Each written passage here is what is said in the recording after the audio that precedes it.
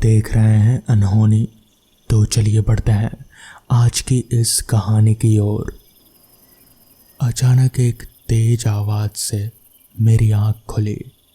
मैंने उठकर देखा तो बगल की खिड़की खुली हुई थी और बाहर बहुत तेज हवाएं चल रही थी। ऐसा लग रहा था जैसे कोई बड़ा तूफान आने वाला हो और खिड़की हवा के कारण ही बार बार बज रही थी और शायद इसी की वजह से मेरी नींद भी टूट गई। मैंने उठकर खिड़की के पास जाकर थोड़ा सिर निकाल कर बाहर देखा तो बाहर का माहौल बहुत ही डरावना सा लग रहा था। ऐसा लग रहा था कि जैसे बहुत बड़ा तूफान आने वाला हो। पेड़ एकदम जैसे एक तरफ झुक से हो गए थे हवा के कारण, और बहुत ही डरावनी सनसनाती हवाएं जैसे कमरे के अंदर भी आ रहे थे। मेरा नाम राजीव है। इस घर में बस अभी मुझे 3-4 दिन ही हुए हैं और आज ये तूफान आ गया। मुझे ये घर बड़े ही सस्ते दाम में मिल गया। पता नहीं ये 2 मंजिला इमारत इतने सस्ते दाम में कैसे मिल गया। खैर हाँ, थोड़ी सुविधाओं की कमी ज़रूर है। यहाँ से दुकान थोड़े दूरी पर है और हाईवे भी काफ़ी दूर है, मगर मेरे लिए ये थोड़ा अच्छा ही है। मेरा काम लेखक का है और लेखक को ऐसी जगहों पर शांति मिलती है और शांति में ही तो लेखक का सारा काम होता है। तो मुझे कोई परेशानी नहीं थी, इसलिए मैंने ये घर खरीद ही लिया। मेरे इस घर के आसपास और कोई घर नहीं था सिवाय पेड़ों के और झाड़ियों के। साथ ही में एक छोटा सा जंगल भी था। छोटा इसलिए क्योंकि ये जंगल एक सड़क से होकर गुजरता था और उस सड़क से सटा हुआ था, इसलिए वो जंगल ज़्यादा घना नहीं था। खैर, मैं खिड़की से सिर निकाल कर अभी बाहर की हवाओं का मज़ा ले ही रहा था कि तभी मेरी नज़र वहीं पास ही में एक पेड़ के पास किसी चमकती सी चीज़ पर गई। मेरी नज़र उस चीज़ पर जैसे अटक सी गई। मुझे समझ नहीं आ रहा था। मैंने अपना सिर निकाल कर घड़ी में वक्त देखा तो पाया कि रात के 2:30 बज रहे हैं। इतनी रात गए, भला उस पेड़ के पास ऐसी कौन सी चीज़ है जो इतनी चमक रही है, वो भी इस घनघोर अंधेरे में। मुझे कुछ भी समझ नहीं आ रहा था। मैंने वापस अपना सिर बढ़ाकर नीचे झांका तो पाया कि वो कोई चीज़ तो है, मगर वो अपने आप हिल भी रही है जैसे कोई इंसान हो। मगर किसी इंसान का शरीर इतना तो नहीं चमक सकता। मुझे समझ नहीं आ रहा था। मैं और गौर से देखने लगा, तभी उस चीज़ ने वापस से अपना शरीर हिलाया। मैं समझ गया कि ये कोई इंसान ही है, मगर इतनी रात में कोई इंसान यहाँ पर क्यों ही आएगा। तभी उस चीज़ ने एकदम से अपना सिर ऊपर उठाया तो पाया कि वो एक औरत है, एक खूबसूरत औरत जो कि साड़ी पहने मेरे घर के ठीक नीचे ही खड़ी है, एक पेड़ के पास। मुझे समझ नहीं आ रहा था कि आखिर वो है कौन और यहाँ क्या कर रही है। तभी मैंने उसे आवाज़ लगाया, कुछ चाहिए आपको? मगर नीचे से कोई जवाब नहीं आया। मैंने सोचा कि एक बार नीचे जाकर देखना चाहिए कि आखिर मामला क्या है। तभी मैं अपना शर्ट पहनकर चलते चलते नीचे उतरा और फिर अपने घर से बाहर निकला तो पाया कि वो एक औरत ही है जो एक पेड़ के पास खड़ी है। उसका सिर दूसरी तरफ था, मुझे सिर्फ उसकी पीठ ही दिख रहे थे। मैंने वापस से उसे आवाज़ लगाई, मगर उधर से कोई भी जवाब नहीं मिला। तो मैं चलते चलते उसके पास पहुंचा और मैंने फिर से एक बार आवाज़ दी, आपको कुछ चाहिए? तो वापस से भी कोई जवाब नहीं मिला। मुझे समझ नहीं आ रहा था कि कहीं ये कोई बहरी तो नहीं है, कोई आवाज़ क्यों नहीं दे रही। तभी मैंने उसके कंधे पर हाथ रखा और जैसे ही मैंने हाथ रखा कि एकदम से मेरा हाथ नीचे को सरक गया और उसके शरीर के आर पार हो गया। मुझे समझ नहीं आ रहा था कि आखिर ये हो कैसे सकता है। किसी इंसान के शरीर के आर पार किसी का हाथ कैसे निकल सकता है। तभी वो औरत एकदम से पीछे मुड़ी और उसका चेहरा देख मेरी सिट्टी बिट्टी गुल हो गई। उसकी आंखें एकदम लाल थी और चेहरे से जैसे खून टपक रहा था। उसका सर एक तरफ से पूरा फटा हुआ था। मुझे समझ नहीं आ रहा था कि ये क्या भला है। मैं ठिठक कर एकदम से नीचे गिर गया। वो औरत एकदम से मेरे करीब पड़ने लगी। तभी मैंने ज़ोर ज़ोर से हनुमान चालीसा पढ़ना शुरू कर दिया और मेरे ऐसा करते ही वो औरत एकदम से दूर चली गई। जिसके बाद मैं भागता भागता अपने घर पहुंचा और दरवाज़ा बंद कर एकदम से अपने कमरे में जाकर बैठ गया। मुझे कुछ भी समझ नहीं आ रहा था कि अभी अभी ये हुआ क्या। अगले दिन सुबह मैंने अपने मकान मालिक से इस बारे में बात की।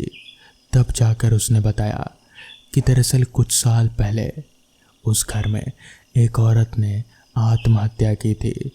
दरअसल वो उस घर की बालकनी से नीचे कूद गई थी। इसकी वजह तो कोई नहीं जानता, पर लोग कहते हैं कि उसकी आत्मा आज भी वहीं भटकती है। उस दिन के बाद ही मैंने तुरंत ही वो घर छोड़ दिया। साक्षी अपने सोफे पर आराम से बैठे अपने मोबाइल पर व्हाट्सएप देख रहे थे। कई लोगों ने उसे मज़ेदार क्लिक्स भेज रखे थे जिन्हें देखकर वो पेट पकड़ पकड़ कर हंसते। तभी उसका ध्यान उसकी नारेला वाली आस्था मौसी के मैसेज पर गया। उसकी आस्था मौसी भी विचित्र चीज़ें भेजा करती थी उसे, पर साक्षी को वो सब भी पसंद था। देखें आज क्या भेजा है मौसी ने। ये कहते हुए साक्षी ने मैसेज खोला तो पाया कि आस्था मौसी ने एक गेम की फाइल भेजी है। उसका नाम था द ब्लडी मैरी गेम। साक्षी ने बिना कुछ सोचे बगैर कि उस फाइल में वायरस हो सकता था या उस गेम में कुछ घिनौना हो, उसने वो फाइल लोड कर दी। गेम शुरू हुआ और सामने स्क्रीन पर एक बेहद ही डरावनी औरत का चित्र आया। उसकी लंबी नाखून थी, काले घुंघराले बाल थे, आंखों के इर्द गिर्द काले घेरे थे, त्वचा सफ़ेद सी थी, शार्क मछली की तरह असंख्य नुकीले दांत थे और उसने लाल रंग का पुराने ज़माने का गाउन पहन रखा था। उस औरत के पीछे एक कमरा था जिसमें छत विछत लाश, आदमियों के अंग और खून हर तरफ फैला हुआ था। उसे देख साक्षी एक पल के लिए तो सहम गई, पर फिर भी उसने गेम खेलकर देखने की सोची। उसे डरावने मोबाइल गेम्स पसंद थे। ग्राफिक्स बढ़िया लग रहे हैं और माहौल भी काफ़ी डरावना है, बढ़िया। खुश होते हुए साक्षी ने मन में कहा। कुछ पल बाद स्क्रीन पर स्टार्ट का बटन आया जिसे साक्षी ने दबा दिया। फिर कुछ समय तक लोड होने के बाद वही डरावनी औरत स्क्रीन के सामने प्रकट हो गई और डरावने तरीके से हंसने लगी। ये सुन साक्षी थोड़ा घबरा गई। आगे उस औरत ने कहा कि उसका नाम मैरी है, जिसके बाद मैरी ने कहा, वेलकम, ब्लडी मैरी गेम में आपका स्वागत है। ये गेम खेलने से पहले एक चेतावनी, ये गेम काफ़ी डरावना है। अगर आप बच्चे हैं, वृद्ध हैं, दिल के मरीज हैं या फिर प्रेग्नेंट हैं तो इस गेम को ना खेलें। प्रेग्नेंट शब्द ने साक्षी की दुखती रग पर हाथ रख दिया। वो दोबारा उन बुरी यादों में खो गई जिनसे वो बचना चाहती थी। शादी के 10 साल बाद भी वो माँ नहीं बन पाई थी। डॉक्टरों ने कह दिया कि वो कभी भी माँ नहीं बन पाएगी। शैलेंद्र, उसके पति, और उसकी कितनी तमन्ना थी बच्चे के लिए, साक्षी ने फौरन इन ख्यालों को झटक दिया, अपने आंसू पोंछे और अपना पूरा ध्यान गेम में लगा दिया। आगे मैरी बोली, ये गेम आसान है। अपनी और अपने किसी प्रियजन की तस्वीर अपलोड करो, फिर आपके सामने एक बड़ा सा आईना आएगा। अपने कमरे में अंधेरा कर आपको बस 3 बार ब्लडी मैरी बोलना है और तब आपको भविष्य दिखेगा, आपका और आपके उस प्रियजन का। भविष्य देखने के बाद आपके सामने 2 विकल्प होंगे। अपने भविष्य के आधार पर आपको उन दोनों में से एक विकल्प को चुनना होगा। साक्षी ने मन ही मन कहा, ये गेम तो मुझे कोई डरावना सा स्लैशर गेम लग रहा है, पर यह तो काफ़ी आसान गेम निकला। कोई नहीं, गेम मज़ेदार लगता है, चलो खेलते हैं। साक्षी ने शैलेंद्र और अपनी तस्वीर अपलोड कर दी। फिर वो अपने कमरे में गई, खिड़कियों पर पर्दे डाले और अंधेरा कर अपने बिस्तर पर बैठ गई।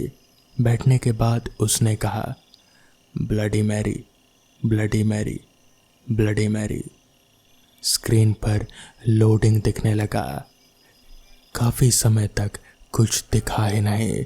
साक्षी ने झुंझला कर कहा, ये तो बकवास गेम निकला, बेमतलब का मैंने अपना सारा समय बर्बाद किया। ये कहकर साक्षी उठी ही थी कि अचानक उसे चक्कर आए और वो गिर पड़ी। उसे जब होश आया तो उसने पाया कि वो किसी अनजान कमरे में थी। उसके हाथ पैर बंधे हुए थे, मुंह पर पट्टे थे, जिस कारण वो आवाज़ नहीं लगा पा रहे थे। तभी उस कमरे का दरवाज़ा खुला और सामने उसे 2 परछाइयाँ दिखे। साक्षी को कुछ भी समझ में नहीं आ रहा था कि ये सब क्या हो रहा था। वो हैरानी से अपने आसपास देख रहे थे। फिर उन परछाइयों को उसने मन ही मन में कहा, ये सब क्या हो रहा है? मैं तो अपने घर में थी और वो गेम खेल रही थी, पर फिर क्या हुआ याद नहीं आ रहा। मेरा किडनैप हुआ? नहीं, पर कोई ऐसा क्यों करेगा? तभी वो परछाइयाँ आगे आई और साक्षी को अपने उन परछाइयों के चेहरे दिखे। वो शैलेंद्र था और उसके साथ में उसकी सेक्रेटरी आयुषी। उन्हें देख साक्षी खुश हो गई। उसने सोचा शैलेंद्र उसे बचाने आया है। पर तभी साक्षी की नज़र आयुषी के पेट पर पड़ी, जो बाहर आया हुआ था। साक्षी ने मन ही मन कहा, ये क्या हुआ? कुछ दिन पहले तक तो आयुषी 0 फिगर की थी, तो वो अचानक प्रेग्नेंट कैसे हो गई? साक्षी ये सब सोच ही रहे थे कि शैलेंद्र ने पास के एक टेबल पर रखा चाकू उठाया। साक्षी को लगा कि वो उसकी रस्सियां खोलने आया था, पर नहीं, शैलेंद्र ने साक्षी के पेट में चाकू घोंप दिया। साक्षी दर्द से चिल्लाई, पर वो आवाज़ उसकी दबकर ही रह गई, उसके मुंह पर लगे टेप के चलते। साक्षी की आंख में आश्चर्य देख शैलेंद्र ने कहा, या आयुषी को देख रही हो साक्षी? उसके पेट में मेरा ही बच्चा है, वो बच्चा जो तुम मुझे कभी नहीं दे सकी। तुम्हारे वजह से मेरी कितनी बदनामी हुई, मुझे क्या क्या झेलना पड़ा, इसलिए अब तुम्हें मरना होगा। ये कहते हुए शैलेंद्र ने 4-5 बार चाकू मार दिए साक्षी को। साक्षी मदद की नज़रों से आयुषी को देखती रही, इस उम्मीद में कि वो एक औरत है, शायद वो उसकी मदद कर दे। पर नहीं, आयुषी की शक्ल पर तो भाव थे ही नहीं। कोई सामान्य मनुष्य किसी दूसरे की हत्या देखते हुए शांत नहीं रह सकता था। इसी के साथ साक्षी ने दम तोड़ दिया। साक्षी के मरते ही शैलेंद्र ने एक कुल्हाड़ी से उसके टुकड़े किए और पास ही समुद्र में बहा दिए। ये सब साक्षी ना जाने क्यों देख पा रहे थे। तभी अचानक ही वो उठ खड़ी हुई। वो अपने कमरे में फर्श पर पड़ी हुई थी।